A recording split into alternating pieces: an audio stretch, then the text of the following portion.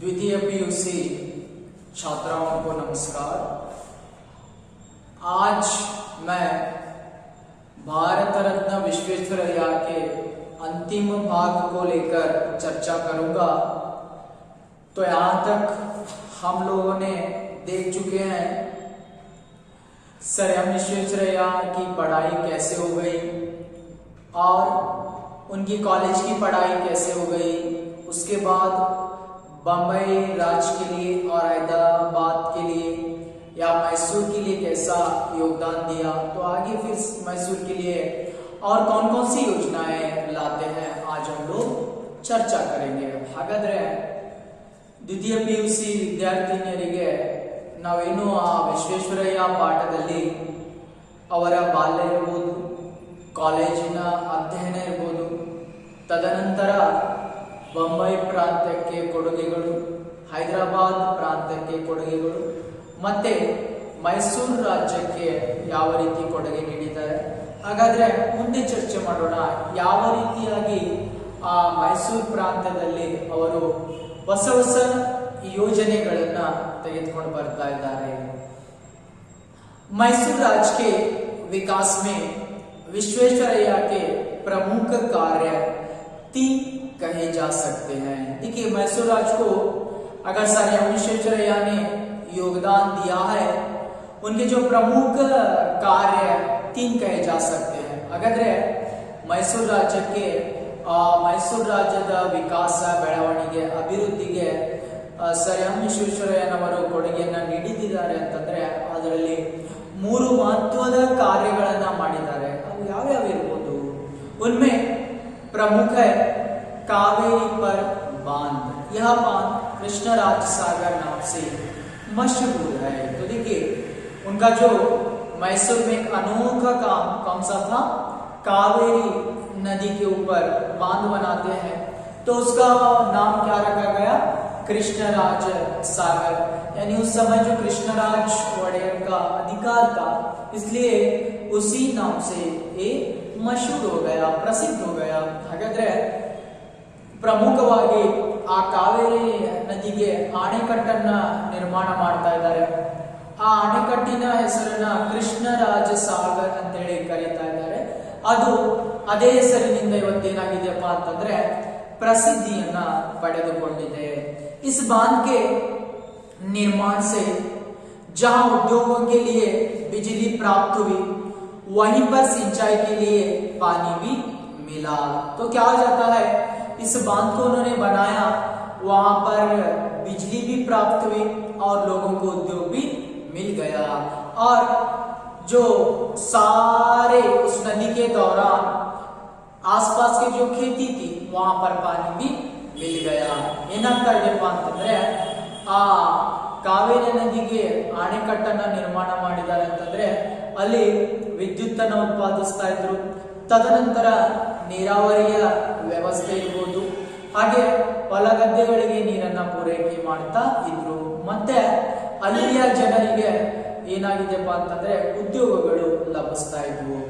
मैसूर राज्य के विकास में कृष्णराज सागर का प्रमुख स्थान है। तो देखिए क्या हो जाता है, यहाँ पर मैसूर राज्य की जो विकास प्रगति के लिए कृष्णराज सागर का नाम यानी प्रमुख था, क्योंकि भारत में यह बांध अपने ढंग का पहला था। इसका पूरा श्रेय श्री विश्वेश्वरैया को प्राप्त है। इस बांध को देखने के लिए दूर दूर से लोग आते और इसके बनाने वाले की तारीफ करते, थकते न थे। तो क्या हो जाता है, जैसे ही कावेरी नदी के लिए उन्होंने बांध बनवाया तो सारे लोग उसकी तारीफ करते थे, थकते नहीं थे। और क्योंकि इसका पूरा जो वहां पर श्रेय इसे प्राप्त हो जाता है सर एम ವಿಶ್ವೇಶ್ವರಯ್ಯ को। ಹಾಗಾದ್ರೆ ಮೈಸೂರು ರಾಜ್ಯದ ಆ ವಿಕಾಸದಲ್ಲಿ ಕೃಷ್ಣರಾಜ ಸಾಗರ್ ಅವರ ಪ್ರಮುಖ ಪಾತ್ರವಾಗಿತ್ತು। ತದನಂತರ ಈ ಕಾವೇರಿ ನದಿಯ ಅಣೆಕಟ್ಟನ್ನ ನೋಡಿ ಎಲ್ಲರೂ ದೇಶ ವಿದೇಶಗಳಿಂದ ಜನರು ಬರ್ತಾ ಇದ್ರು, ಎಲ್ಲರೂ ಹೊಗಳ್ತಾ ಇದ್ರು, ಆದರೆ ಒಬ್ಬರು ಸಹಿತ ದಣಿವು ಆರಿಸಿಕೊಳ್ತಾ ಇರಲಿಲ್ಲ।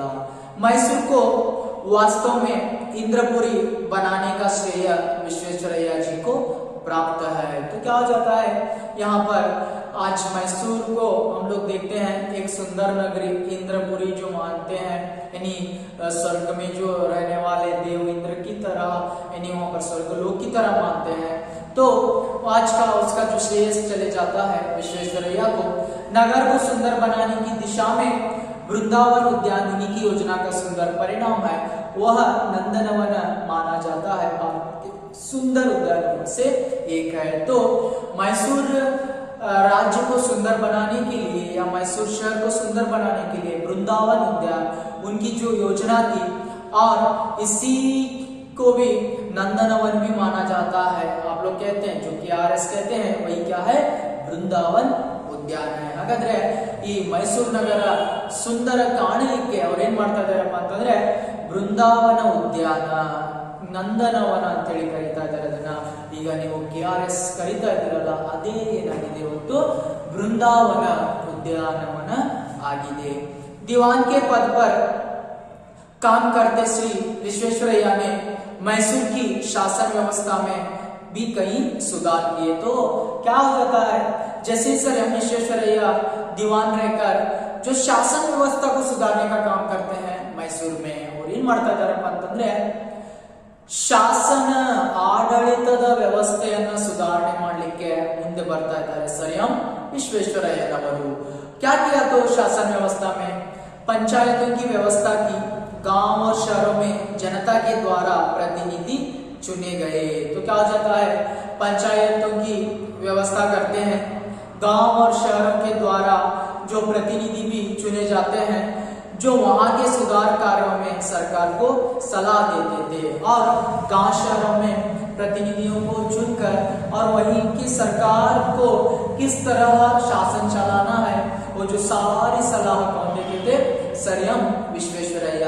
ಏನ್ ಮಾಡ್ತಾ ಇದ್ದಾರೆ ಅಂತಂದ್ರೆ ಪಂಚಾಯಿತಿಯ ವ್ಯವಸ್ಥೆಯನ್ನ ಇರಬಹುದು, ತದನಂತರ ಹಳ್ಳಿ ಮತ್ತೆ ನಗರಗಳಲ್ಲಿ ಯಾವ ರೀತಿಯಾಗಿ ಪ್ರತಿನಿಧಿಗಳಿರಬೇಕು, ತದನಂತರ ಅಲ್ಲಿಯ ಸರ್ಕಾರಕ್ಕೆ ಸಲಹೆಯನ್ನು ಕೊಡ್ತಾ ಇದ್ರು, ಅಂದ್ರೆ ಆಡಳಿತ ಯಾವ ರೀತಿಯಾಗಿರ್ಬೇಕು, ತದನಂತರ ಯಾವ ರೀತಿಯಾಗಿ ಆ ಕೆಲಸ ಕಾರ್ಯಗಳನ್ನ ನಿರ್ವಹಿಸಬೇಕು ಅನ್ನೋಲಿಕ್ಕೆ ಸರ್ ಎಂ ವಿಶ್ವೇಶ್ವರಯ್ಯನವರು ಆ मैसूर सरकार के सलाहेयನ್ನ ನೀಡ್ತಾ ಇದ್ದರು। इस प्रकार जनता और सरकार के बीच सहयोग की भावना बढ़ी, फलतः राज्य का अच्छा विकास हुआ। देखिए, अगर एक राज्य प्रदेश आगे बढ़ना है तो सरकार और जनता के बीच में हमेशा क्या होना है, आपसी संबंध बहुत ठीक होना है। इसलिए क्या हो जाता है, जैसे ही वहां पर सरकार को चेतावनी देते थे सर एಂ ವಿಶ್ವೇಶ್ವರಯ್ಯ, और लोगों के बीच में सरकार के बीच में बहुत अच्छा संबंध होने लगा और राज्य का विकास भी होने लगा। ಏನಾಗ್ತಾ ಇದೆಪ್ಪ ಅಂತಂದ್ರೆ ಆ ಜನತೆ ಮತ್ತೆ ಸರ್ಕಾರದ ನಡುವೆ ಏನು ಸಹಯೋಗದ ಭಾವನೆ ಬೆಳೆಯಿತು, ಸಹಕಾರದ ಭಾವನೆ ಬೆಳೆಯಿತು। ಹಾಗಾಗಿ ಏನಾಗ್ತಾ ಇದೆಪ್ಪ ಅಂತಂದ್ರೆ ಆ ರಾಜ್ಯದ ವಿಕಾಸ ಆಗ್ತಾ ಇದೆ। विश्वेश्वरैया ने मैसूर राज्य के लिए अपना एक बैंक भी बनाया। इस प्रकार राज्य के आर्थिक विकास में उनकी देन अद्भुत है। तो क्या करते हैं, वहां पर मैसूर राज्य के लिए आर्थिक सहायता के लिए बैंक भी बनाते हैं और वहां पर सुधार लाते हैं आम लोगों में। ಹಾಗಾದ್ರೆ ಆರ್ಥಿಕವಾಗಿಯೂ ಸಹಿತ ನಮ್ಮ ಮೈಸೂರು ಪ್ರಾಂತವನ್ನ ಸುಧಾರಣೆ ಮಾಡೋಣ ಅಂತಂದು ಅವ್ರು ಏನ್ ಮಾಡ್ತಾ ಇದ್ದಾರೆ, ಆ ಬ್ಯಾಂಕುಗಳ ನಿರ್ಮಾಣವನ್ನ ಮಾಡ್ತಾ ಇದ್ದಾರೆ। ಹೀಗೆ ಮೈಸೂರು ರಾಜ್ಯವನ್ನ ಎಲ್ಲ ದೃಷ್ಟಿಯಿಂದಲೂ ಸುಧಾರಣೆ ಮಾಡುವಂತಹ ಕಾರ್ಯವನ್ನ ಮಾಡ್ತಾ ಇದ್ದಾರೆ ಸರ್ ಎಂ ವಿಶ್ವೇಶ್ವರಯ್ಯನವರು। शिक्षा के क्षेत्र में भी विश्वेश्वरैया ने राज्य की अभूतपूर्व उन्नति की। उन दिनों दक्षिण में केवल मद्रास विश्वविद्यालय स्थापित था। उस समय सारे देश में केवल 5 विश्वविद्यालय काम कर रहे थे। विश्वेश्वरैया ने मैसूर राज्य के लिए एक अलग विश्वविद्यालय स्थापित करना चाहा। इस प्रयत्न में उन्हें अनेक बाधाओं का सामना करना पड़ा, फिर वे अपने प्रयत्न में सफल हुए। तो क्या हो जाता है, सर एम विश्वेश्वरैया देखते हैं, अगर मैं मैसूर प्रांत में पानी का इंतजाम किया, उसके बाद आर्थिक सहायता की, राजनीतिक सहायता की, तो शिक्षा में भी सुधार लाने की कोशिश करते हैं। उस समय मद्रास विश्वविद्यालय था और उसके बाद पूरे देश में 5 विश्वविद्यालय काम कर रहे थे। यानी हम लोग जो अगर पुरानी देखते हैं यहाँ पर विश्वविद्यालयों को, या कर्नाटक विश्वविद्यालय जो धारवाड़ है, या कुवेंपु की है, या हम्पी की है, ऐसे जो पुराने क्या हो जाते हैं 5 जो विश्वविद्यालय अपना काम कर रहे थे, और वहां पर उसी समय जो क्या हो जाता है विश्वेश्वरैया ने अलग एक विश्वविद्यालय स्थापित करते हैं वहां पर। उसमें बहुत बाधाएं सामना करना पड़ता है, फिर भी वह अपने प्रयत्न में सफल हो जाते हैं। ಹಾಗಾದ್ರೆ ಶಿಕ್ಷಣ ವ್ಯವಸ್ಥೆಯಲ್ಲಿ ಸುಧಾರಣೆಯನ್ನ ತರಬೇಕಂತಂದು ಪ್ರಯತ್ನವನ್ನ ಮಾಡ್ತಾರೆ ಸರ್ ಎಂ ವಿಶ್ವೇಶ್ವರಯ್ಯನವರು ಆ ಮೈಸೂರು ಪ್ರಾಂತದಲ್ಲಿ. ತದನಂತರ ಅವರು ಮದ್ರಾಸ್ ವಿಶ್ವವಿದ್ಯಾಲಯ ಮಾತ್ರ ಕೆಲಸ ಮಾಡ್ತಾ ಇತ್ತು, ಪೂರ್ತಿ ದೇಶದಲ್ಲಿ 5 ವಿಶ್ವವಿದ್ಯಾಲಯಗಳು ಕಾರ್ಯವನ್ನ ಮಾಡ್ತಾ ಇತ್ತು. ಹಾಗಾಗಿ ಅವ್ರು ಏನ್ ಮಾಡ್ತಾ ಇದ್ದಾರಪ್ಪ ಅಂತಂದ್ರೆ ತನ್ನ ಒಂದು ಮೈಸೂರಿನಲ್ಲಿ ವಿಶ್ವವಿದ್ಯಾಲಯನ ಸ್ಥಾಪನೆ ಮಾಡ್ತಾರೆ. ಅಲ್ಲಿ ಬಹಳಷ್ಟು ಸಮಸ್ಯೆಗಳನ್ನ ಅವ್ರಿಗೆ ಎದುರಿಸಬೇಕಾಗುತ್ತೆ. ಆದ್ರೂ ಸಹಿತ ಅವ್ರು ಏನ್ ಮಾಡ್ತಾರೆ, ಎಲ್ಲ ತೊಡಕುಗಳನ್ನ ದೂರ ಹಾಕಿ ಅವರು ಮುಂದೆ ಸಾಗ್ತಾ ಇದ್ದಾರೆ. विश्वेश्वरैया के अथक प्रयत्नों के कारण मैसूर राज्य ने हर दिशा में उन्नति की. तो क्या हो जाता है विश्वेश्वरैया के ये जो कठिन परिश्रम से मैसूर राज्य जो है हर दिशा में आगे बढ़ जाता है. ಏನಾಗ್ತಾ ಇದೆಪ್ಪ ಅಂತಂದ್ರೆ ಸರ್ ಎಂ ವಿಶ್ವೇಶ್ವರಯ್ಯನವರ ಪರಿಶ್ರಮದಿಂದ, ಆ ಕಠಿಣ ಪರಿಶ್ರಮದಿಂದ ಮೈಸೂರು ರಾಜ್ಯ ಪ್ರತಿಯೊಂದು ದಿಕ್ಕಿನಲ್ಲಿ ಏನ್ ಮಾಡ್ತಾ ಇದೆಯಪ್ಪ ಅಂತಂದ್ರೆ ಪ್ರಗತಿಯೆಡೆಗೆ ಹೋಗ್ತಾ ಇದೆ, ಅಭಿವೃದ್ಧಿಯನ್ನ ಸಹ ಮಾಡ್ತಾ ಇದೆ. लोग भी खुशहाल थे. तो क्या हो जाता है, लोग भी बहुत खुशहाल थे. ಜನರು ಸಹಿತ ಬಹಳಷ್ಟು ಸಂತೋಷದಿಂದ ಇದ್ರು. ಯಾಕಂದ್ರೆ ಒಬ್ಬ चाणक्य व्यक्ति मैसूर राज्यवನ್ನ सुधाರಣೆ ಮಾಡಿಬಿಟ್ಟಿದ್ದ. तो क्या हो जाता है, एक जो है चतुर प्रतिभा व्यक्ति क्या किया था, पूरे मैसूर को सुधार में ला चुका था. इसका प्रभाव पड़ोसी राज्य मद्रास पर पड़ा. मद्रास के लोग भी अपने प्रदेश की तरक्की चाहते थे. तो क्या हो जाता है, मैसूर के पास ही मद्रास राज्य था, तो मद्रास राज्य के लोग भी तरक्की चाहते थे. लेकिन मगर मद्रास राज्य पर अंग्रेजी का शासन था. देखिए जब मैसूर में क्या हो जाता है, आजादी से पहले अंग्रेजों ने हम लोगों को सारे देश में आजादी नहीं दे रहे थे, एक राज्य करके आजादी दे रहे थे. उसी समय मैसूर में वहां पर कृष्णराज सागर का अधिकार था, कृष्णराज वड़ैल का. लेकिन मद्रास में क्या हो जाता है, अभी भी अंग्रेजों का अधिकार था. तो मैसूर तरक्की पा रहा था. फिर मद्रास के लोगों को वहां पर बहुत ख्वाहिश थी हमारा राज्य भी आगे बढ़े, तरक्की करे, लेकिन वहां पर अंग्रेज का अधिकार था. ಹಾಗಾದ್ರೆ ಮೈಸೂರು ರಾಜ್ಯ ಒಂದು ಕಡೆ ಅಭಿವೃದ್ಧಿಯನ್ನ ಸಾಧಿಸ್ತಾ ಇದೆ, ಮುಂದೆ ಸಾಗ್ತಾ ಇದೆ ಅಂತಂದ್ರೆ ಪಕ್ಕದಲ್ಲಿ ಮದ್ರಾಸ್ ರಾಜ್ಯ ಇತ್ತು. ಆ ಮದ್ರಾಸ್ ರಾಜ್ಯದ ಜನರಿಗೆ ಒಂದು ಆಸೆ ಇತ್ತು, ಏನಪ್ಪಾ ಅಂತಂದ್ರೆ ನಮ್ಮ ರಾಜ್ಯನು ಸಹಿತ ಮೈಸೂರು ರಾಜ್ಯದ ಹಾಗೆ ಪ್ರಗತಿಯನ್ನ ಸಾಧಿಸಬೇಕು. ಆದರೆ ಅಲ್ಲಿ ಬ್ರಿಟಿಷರ ಅಧಿಕಾರ ಇತ್ತು, ಅದು ಅಸಾಧ್ಯವಾಗಿತ್ತು. अंग्रेज जहां मद्रास राज्य की उन्नति करना नहीं चाहते थे, वहां पर मैसूर राज्य की उन्नति भी उनसे देखी नहीं गई. तो अंग्रेजों के दिमाग में था, हम किसी हाल में मद्रास को उन्नति करने नहीं देंगे. एक तरफ यहाँ पर मैसूर राज्य आगे बढ़ रहा है, उससे भी रोकना चाहते थे. ಆಗ ಬ್ರಿಟಿಷರು ಏನ್ ಮಾಡ್ತಾರೆ ಅಂತಂದ್ರೆ ಕುತಂತ್ರವನ್ನ ಮಾಡ್ತಾರೆ. ಒಂದು ಕಡೆ ಮದ್ರಾಸ್ ಅನ್ನ ನಾವು ಅಭಿವೃದ್ಧಿ ಮಾಡೋದಿಲ್ಲ, ಯಾಕಂದ್ರೆ ಅದು ನಮ್ಮ ರಾಜ್ಯ ಅಲ್ಲ, ಇದು ನಮ್ಮ ದೇಶ ಅಲ್ಲ, ಬ್ರಿಟಿಷರ ಒಂದು ನೀತಿ. ತದನಂತರ ಪಕ್ಕದಲ್ಲಿ ಮೈಸೂರು ರಾಜ್ಯ ಅಭಿವೃದ್ಧಿಯನ್ನ ಸಾಧಿಸ್ತಾ ಇದೆ ಅಂತಂದ್ರೆ ಆ ರಾಜ್ಯದ ಅಭಿವೃದ್ಧಿಯನ್ನ ನಾವು ತಡೆಯಬೇಕು, ಕುತಂತ್ರವನ್ನ ಮಾಡ್ತಾರೆ. उन लोगों ने विश्वेश्वरैया के विरुद्ध मैसूर महाराजा के कान भरना शुरू किया. ऐसी दशा में विश्वेश्वरैया ने वहां पर काम करना अपनी शान के विरुद्ध समझा और 1918 ईस्वी में उन्होंने अपने पद से इस्तीफा दे दिया. तो क्या हो जाता है, जैसे ही मद्रास के अंग्रेज अधिकारी मैसूर राज्य के वहां पर राजा के कानों में क्या करते हैं, सारी बातों को भर देते हैं. कौन सी बातों को, सर एम विश्वेश्वरैया के खिलाफ.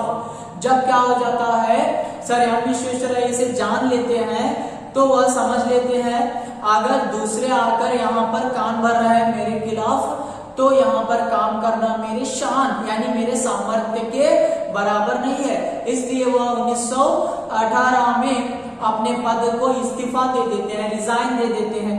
ಹಾಗಾದ್ರೆ ಯಾವಾಗ ಆ ಬ್ರಿಟಿಷರು ಏನ್ ಮಾಡ್ತಾರೆ ಅಂತಂದ್ರೆ ಆ ಮೈಸೂರಿನ ಕೃಷ್ಣರಾಜ ಒಡೆಯರ್ ಮಹಾರಾಜರಿದ್ರು, ಅವನಿಗೆ ಎಲ್ಲ ರೀತಿಯಾಗಿ ವಿರೋಧವನ್ನ ಮಾಡ್ತಾರೆ. ಅಂದ್ರೆ ಸರ್ ಎಂ ವಿಶ್ವೇಶ್ವರಯ್ಯನವರ ಬಗ್ಗೆ ಸುಳ್ಳು ಅಪವಾದಗಳನ್ನ ಹೇಳ್ಬಿಡ್ತಾರೆ.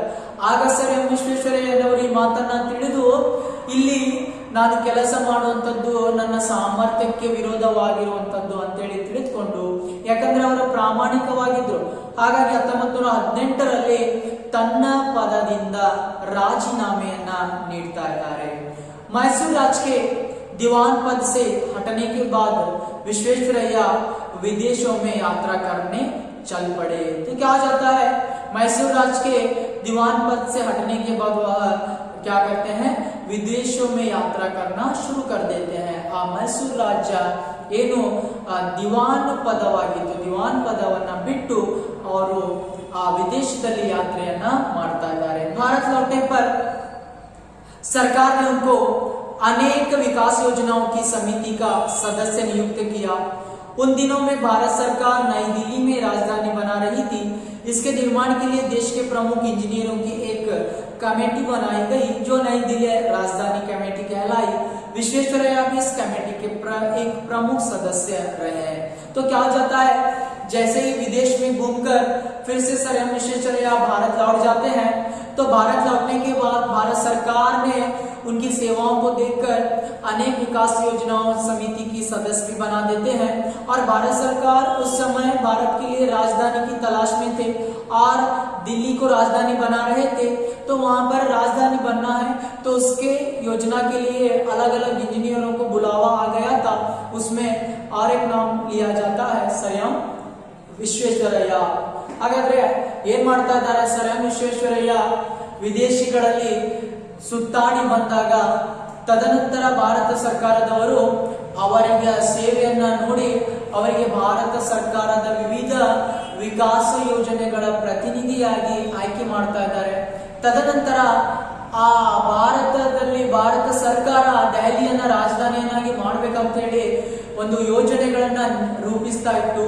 ಆಗ ಭಾರತದ ಬೇರೆ ಬೇರೆ ಇಂಜಿನಿಯರ್ಸ್ ಗಳಿಗೆ ಆಹ್ವಾನವನ್ನ ಮಾಡಿದ್ರು. ಅದರಲ್ಲಿ ಸರ್ ಎಂ ವಿಶ್ವೇಶ್ವರಯ್ಯನವರನ್ನ ಸಹಿತ ಆಹ್ವಾನ ಮಾಡ್ತಾರೆ. ಈ ಆಹ್ವಾನವನ್ನ ಮಾಡಿ ಈ ಕಮಿಟಿಯ ನಿರ್ಮಾಣವನ್ನ ಮಾಡಿದ್ರು.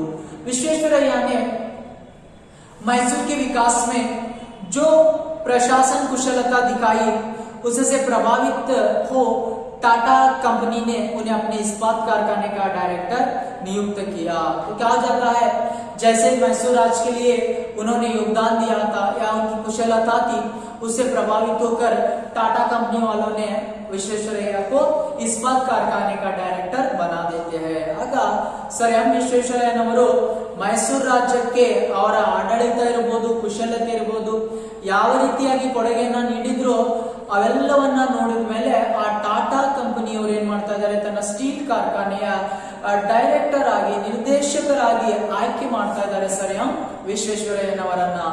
अनेक वर्षों तक इस पद पर काम करते हुए इस्पात कारखाने के विकास में विश्वेश्वरैया ने अपनी सारी शक्ति लगा दी. तो क्या हो जाता है, बहुत सालों से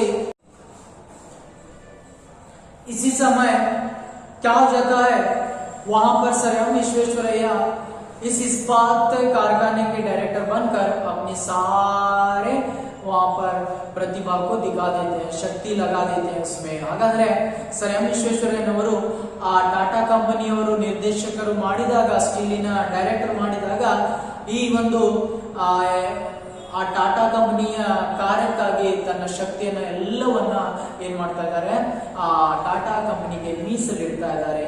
देश के अनेक विश्वविद्यालयों में अपने सर्वोच्च उपाधियां देकर विश्वेश्वरैया के प्रति अपना आदर प्रकट किया. तो क्या हो जाता है, भारत में बहुत सारे विश्वविद्यालय थे, तो सारे विश्वविद्यालयों ने सर एम विश्वेश्वरैया के योगदान को देखकर उन्हें अलग अलग उपाधियां देते हैं और अपना आदर प्रकट करते हैं. ಹಾಗಾದ್ರೆ ದೇಶದಲ್ಲಿ ಬಹಳಷ್ಟು ವಿಶ್ವವಿದ್ಯಾಲಯಗಳಿದ್ದು ಏನಾಗ್ತಾ ಇದೆಪ್ಪ ಅಂತಂದ್ರೆ ಈ ಭಾರತದ ಎಲ್ಲ ವಿಶ್ವವಿದ್ಯಾನಿಲಯಗಳು ಆ ಸರ್ ಎಂ ವಿಶ್ವೇಶ್ವರಯ್ಯನವರಿಗೆ ಉಪಾಧಿಗಳನ್ನ ಬಿರುದುಗಳನ್ನ ಕೊಟ್ಟು ತನ್ನ ಆದರವನ್ನ प्रकटिस्ता इದ್ದಾರೆ। उनकी विशिष्ट सेवाओं के लिए स्वतंत्र भारत सरकार ने सन 1955 में भारत की सर्वोच्च उपाधि भारत रत्न से उन्हें विभूषित किया। तो उनकी सेवाओं को देखकर भारत सरकार ने 1955 में उनको भारत रत्न देकर वहां पर जो विभूषित करते हैं, गौरव देते हैं। ಹಾಗಾದ್ರೆ 1955ರಲ್ಲಿ ಭಾರತ ಸರ್ಕಾರ ಅವರ ಸೇವೆಯನ್ನ ಪರಿಗಣಿಸಿ ಭಾರತ ರತ್ನ ಎಂಬ ಬಿರುದನ್ನ ಪ್ರಶಸ್ತಿಯನ್ನ ಅವರಿಗೆ ಕೊಡ್ತಾ ಇದೆ। उस वक्त ವಿಶ್ವೇಶ್ವರಯ್ಯ की उम्र 94 ವರ್ಷ की ಆಗ ಅವರಿಗೆ ವಯಸ್ಸೆಷ್ಟಾಗಿತ್ತು? 94 ವರ್ಷವಾಗಿತ್ತು। 15 सितंबर 1961 को सारे भारत में विश्वेश्वरಯ್ಯ की जन्मशती मनाई गई। तो 15 सितंबर 1961 को उनकी जन्मशती मनाई जाती है। ಹಾಗಾದ್ರೆ 15 ಸೆಪ್ಟೆಂಬರ್ 1961ರಲ್ಲಿ ಅವರಿಗೆ 100 ವರ್ಷ ಆಗುತ್ತೆ। ಹಾಗಾಗಿ ಅವರ ಜನ್ಮಶತಿಯನ್ನು ಆಚರಣೆ ಮಾಡ್ತಾ ಇದ್ದಾರೆ। इसके बाद वे 7-8 महीने ही जीवित रह गए पाए। इस प्रकार पूर्ण आयु भोग कर विश्वेश्वरಯ್ಯ जी ने 14 अप्रैल सन 1962 में को बेंगलुरु में चिर विश्राम लिया। तो क्या हो जाता है, इसके बाद वह 100 साल के बाद 6 या 8 महीने जीवित रहते हैं और वहां पर सारी उम्र अपने जीवन को चलाकर 14 अप्रैल 1962 में वहां पर क्या हो जाते हैं, उनकी मृत्यु हो जाती है। ಹಾಗಾದ್ರೆ ಅವರು 100 ವರ್ಷದ ನಂತರ ಮತ್ತೆ ಒಂದು 8-10 ತಿಂಗಳು ಮಾತ್ರ ಜೀವಿತವಾಗಿದ್ದು 14 ಏಪ್ರಿಲ್ 1962ರಲ್ಲಿ ಬೆಂಗಳೂರಿನಲ್ಲಿ ಮರಣವನ್ನ ಹೊಂದ್ತಾ ಇದ್ದಾರೆ। श्री विश्वेश्वरಯ್ಯ एक कर्मयोगी थे।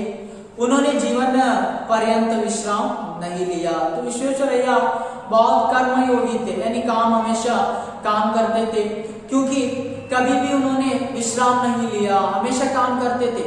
उनका मानना था इंसान जो परिश्रम करेगा तो ही आगे बढ़ सकता है। मनुष्य ಪ್ರಯತ್ನವನ್ನ ಮಾಡಬೇಕು, ಕೆಲಸದಲ್ಲಿ ತೊಡಗಿರಬೇಕು, ಒಳ್ಳೆಯ ಕರ್ಮಗಳನ್ನ ಮಾಡಬೇಕು। ಹಾಗಾಗಿ ಅವರು ಯಾವಾಗಲೂ ವಿಶ್ರಾಂತಿಯನ್ನ ತೆಗೆದುಕೊಳ್ಳಲೇ ಇಲ್ಲ।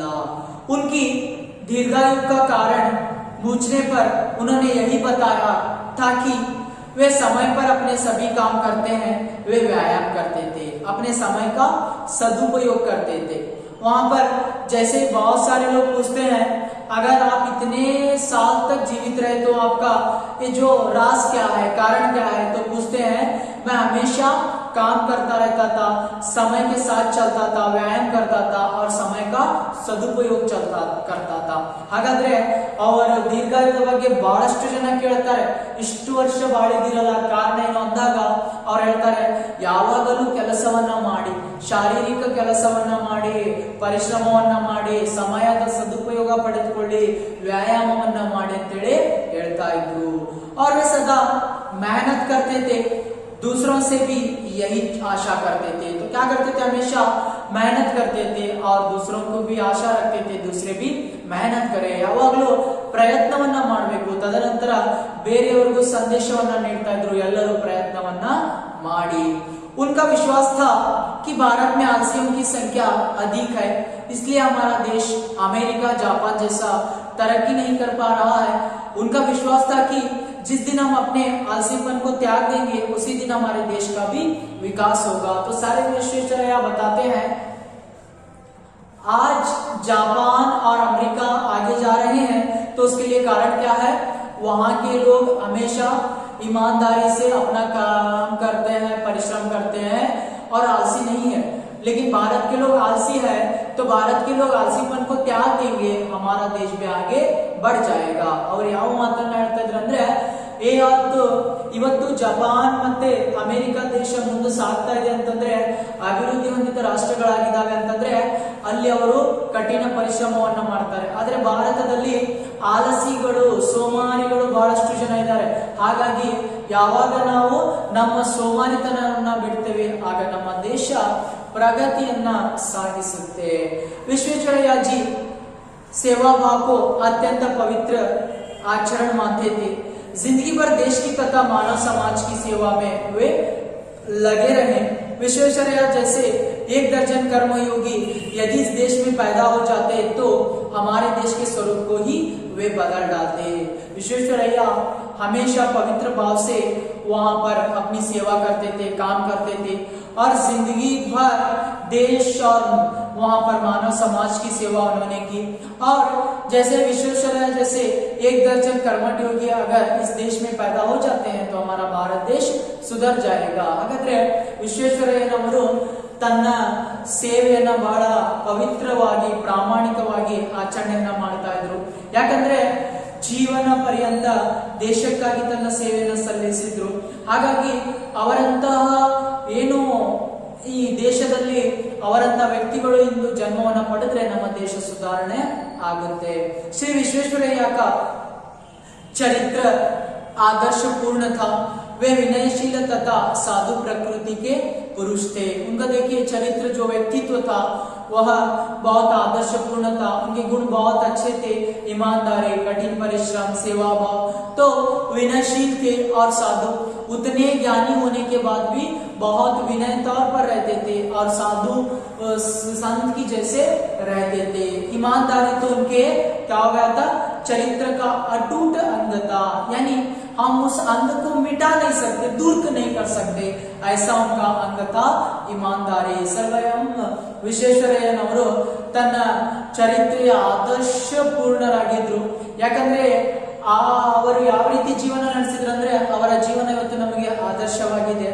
ವಿನಯಶೀಲತೆ, ಅಷ್ಟು ಜ್ಞಾನ ಇದ್ರೂ ಸಹಿತ ಅವರು ಒಂದು ದಿನನ ಅಹಂಕಾರವನ್ನ ವ್ಯಕ್ತಪಡಿಸಲಿಲ್ಲ, ತನ್ನ ಬಗ್ಗೆ ಹೊಗಳಿಕೊಳ್ಳಿಲ್ಲ, ಸಾಧು ಪ್ರಕೃತಿಯನ್ನು ಹೊಂದಿದ್ರು। ಪ್ರಾಮಾಣಿಕತೆ ಅವರ ಜೀವನದ ಅವರ ಚರಿತ್ರೆಯ ಅಳಿಸಲಾರದಂತಹ ಅಂಗವಾಗಿತ್ತು। असाधारण प्रतिभा रखते हुए भी उन्होंने कभी गर्व का अनुभव नहीं किया। देखिए बहुत प्रतिभा रहने के बाद भी उन्होंने कभी भी गर्व नहीं किया, घमंड नहीं किया। ಅವರು ಬಹಳಷ್ಟು ಪ್ರತಿಭೆ ಇದ್ರೂ ಸಹಿತ ಯಾವಾಗಲೂ ಅಹಂಕಾರವನ್ನ ವ್ಯಕ್ತಪಡಿಸಲಿಲ್ಲ। वे सदा देश के विकास के ही सपने देखते रहे। तो क्या हो जाता है, हमेशा देश के विकास के सपने सोचा करते थे। ದೇಶದ ವಿಕಾಸದ ಏನು ಕನಸನ್ನ ಸಹಿತ ಅವರು ಕಾಣ್ತಾ ಇದ್ರು। अपने जीवन काल में उन्होंने कई सपने साकार होते देखे और हमेशा उन्होंने जितने सपने देखा था तो वह जीवित रहने तक सारे सपने उनके क्या हो रहे थे, साकार हो रहे थे, सच हो रहे थे। ಎಷ್ಟು ಕನಸುಗಳನ್ನ ಕಾಣಿದ್ರು ಸರ್ ಎಂ ವಿಶ್ವೇಶ್ವರಯ್ಯನವರು ಅವರ ಜೀವಿತಾವಧಿಯಲ್ಲಿ ಎಲ್ಲ ಕನಸುಗಳು ನನಸಾಗ್ತಾ ಇದ್ವು। अपने श्रम एवं स्वावलंबन द्वारा कोई भी व्यक्ति हमारे समाज में ऊपर उठ सकता है, इसका जबरदस्त प्रमाण डॉक्टर विश्वेश्वरैया की जीवनी है। तो देखिए एक इंसान, एक जो व्यक्ति होता है अपनी स्वावलंबन या परिश्रम के द्वारा आगे बढ़ सकता है। इसका उदाहरण कौन है, डॉक्टर सर एम ವಿಶ್ವೇಶ್ವರಯ್ಯ है। ಒಬ್ಬ ವ್ಯಕ್ತಿ ಪ್ರಾಮಾಣಿಕವಾಗಿ ಪರಿಶ್ರಮವನ್ನ ಮಾಡಿದ್ರೆ ಅವನಿಗೆ ಫಲ ಸಿಕ್ಕೇ ಸಿಗುತ್ತೆ ಅನ್ನಲಿಕ್ಕೆ ಒಂದು ಉದಾಹರಣೆ ಸರ್ ಎಂ ವಿಶ್ವೇಶ್ವರಯ್ಯನವರು। आज हमारे बीच डॉक्टर विश्वेश्वरैया नहीं है, फिर भी उनके द्वारा निर्मित बांध तथा कल कारखाने उनके स्मारक बने हुए हैं और उनकी अनुपम बुद्धि कुशलता का स्मरण दिला रहे हैं। ऐसे महान विश्वेश्वरैया पर सारे भारत को गर्व है। देखिए आज विश्वेश्वरैया जैसे व्यक्ति हमारे बीच में नहीं है, फिर भी क्या हो रहा है, उनके जो कल कारखाने हैं, उन्होंने जो बांध बनाया, यंत्र है, आज हमारे बीच है। अगर हम लोग उन्हें देख लेते हैं तो हम लोगों को कौन याद आते हैं, सर एम विश्वेश्वरैया। ऐसे महान व्यक्ति पर सारे भारत के लोगों को गर्व है। ಹಾಗಾದ್ರೆ ಇವತ್ತು ಸರ್ ಎಂ ವಿಶ್ವೇಶ್ವರಯ್ಯನವರು ನಮ್ಮ ನಡುವೆ ಇಲ್ಲ, ಆದ್ರೂ ಸಹಿತ ಅವರ ಅಣೆಕಟ್ಟುಗಳನ್ನ, ಅವರ ಯಂತ್ರ ಕಾರ್ಖಾನೆಗಳ ನಿರ್ಮಾಣವನ್ನ ನೋಡಿದ್ರೆ ಇವತ್ತು ನಮ್ಮ ಅವರ ಸ್ಮರಣೆಯನ್ನ ಮಾಡ್ತಾ ಇದ್ದೇವೆ। ಇಂತಹ ಮಹಾನ್ ವ್ಯಕ್ತಿಯನ್ನ ಬಗ್ಗೆ ನಮ್ಮೆಲ್ಲರಿಗೂ ಹೆಮ್ಮೆ ಇದೆ ಅಂತಂದು ಹೇಳ್ತಾ ಇದ್ದಾರೆ। ಈ ರೀತಿಯಾಗಿ ಅವರ ಜೀವನ ಚರಿತ್ರೆ ಈ ಪಾಠದಲ್ಲಿ ಚರ್ಚೆ ಮಾಡಿದ್ದಾರೆ डॉक्टर बालशौरी रेड्डी। तो इस तरह उनके जो यहाँ पर चित्रण को लेकर या जीवन को लेकर बताया है डॉक्टर बालशौरी रेड्डी। प्रश्नोत्तरों को देखेंगे। विश्वेश्वरैया का पूरा नाम क्या है, मोक्षगुंडम विश्वेश्वरैया। विश्वेश्वरैया का जन्म कहाँ हुआ, मुद्देनहल्ली में। विश्वेश्वरैया किसके बड़े पाबंद थे, समय के। विश्वेश्वरैया किस उम्र में असिस्टेंट इंजीनियर के पद पर नियुक्त हुए? 23 साल। विश्वेश्वरैया ने किस बांध के लिए ऑटोमेटिक गेटों का डिजाइन किया? खड़कवासला। नौकरी से निवृत्त होने के बाद विश्वेश्वरैया किस राज्य के सलाहकार के रूप में नियुक्त हुए? हैदराबाद। किस नदी में भयंकर बाढ़ आती थी? मूसी नदी में। कावेरी नदी का बांध किस नाम से मशहूर है? कृष्ण राज्य सागर। 1955 में भारत सरकार ने विश्वेश्वरैया को किस उपाधि से विभूषित किया? भारत रत्न। विश्वेश्वरैया की मृत्यु कब हुई? 14 अप्रैल 1962। 14 अप्रैल 1962 विश्वेश्वरैया का जन्मदिन किस नाम से मनाया जाता है? Engineers day. तो रिक्त स्थान है बेंगलुरु डैश खर्चा चलाना मुश्किल था बेंगलुरु में। विश्वेश्वरैया समय डैश बड़े पाबंद थे समय के। सिंध डैश बहुत बड़ा भाग रेगिस्तान है का। पानी डैश इकट्ठा करना था पानी को। अन्य लिंग देखिए सदस्य सदस्या, पिता माता, छात्र छात्रा, महाराजा महारानी, पुरुष स्त्री। अन्य वचन नाली नालियां, माता माताएं, सेवा सेवाएं, व्यवस्था व्यवस्थाएं, योजना योजनाएं, कारखाना कारखाने। विलोम शब्द असाधारण साधारण, अच्छा बुरा, दीर्घायु अल्पायु, विश्वास अविश्वास, साकार निराकार। ये जो आप लोगों को था और पैराग्राफ पढ़कर भी आप लोग लिखना है। विश्वेश्वरैया किस राज्य के निवासी थे? मैसूर राज्य के। विश्वेश्वरैया ने मैसूर राज्य के चीफ इंजीनियर के पद पर कितने वर्षों तक कार्य किया? 3 वर्षों तक।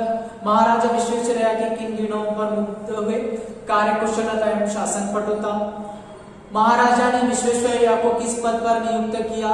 दीवान के पद पर। विश्वेश्वरैया ने अपनी योजनाओं के द्वारा किस राज्य का नक्शा बदल डाला? मैसूर राज्य का। इस तरह आप लोगों को सारे प्रश्नोत्तरों को लिखना पड़ता है। ये था आप लोगों को पाठ सरयम विश्वेश्वरैया।